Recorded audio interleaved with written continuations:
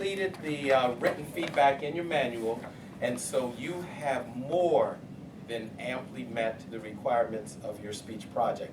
I'd like to share with you some of my own personal thoughts on your speech. The first thing that I'd like to do is to tell you that I thought your speech was a treat for the ear. Because it's lunchtime, please consider my remarks as food for thought.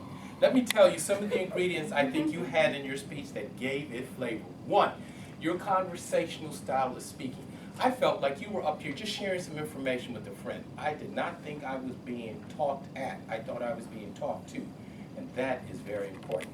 The second thing you did was you had minimal use of notes.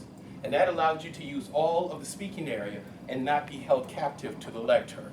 I commend you on that. The third thing that I think Jorge did was you had fantastic organization. So you went from point A to point B to point C in your speech.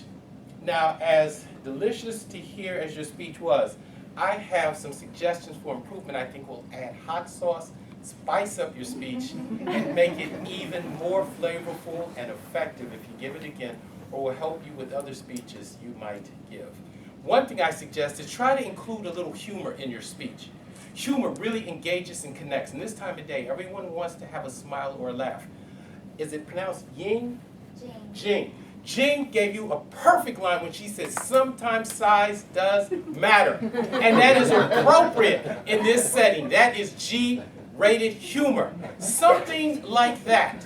Just along the way. Again, and that would make you do what you're doing now, which is a smile. And a smile is the shortest distance between two people. A second thing that I'd like you to do is as you talk about what's a big business and what's a small business, use one side of the room or the speaking area to show us big, and one side should show us small, and maybe in the middle so that we can really conceptualize what you're talking about.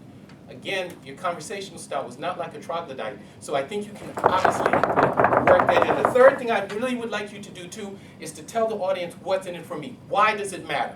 You're talking about small businesses, which have been the backbone of the United States economy, and that's what keeps us running, at least that's what the ads say. So tell us why your speech mattered.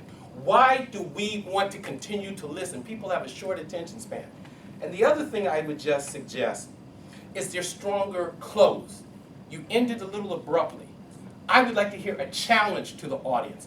What do you want us to do? Do you want us to support small businesses? Do you want us to care about them? Because again, in a recession, they are what's keeping a lot of us employed. But end with the close.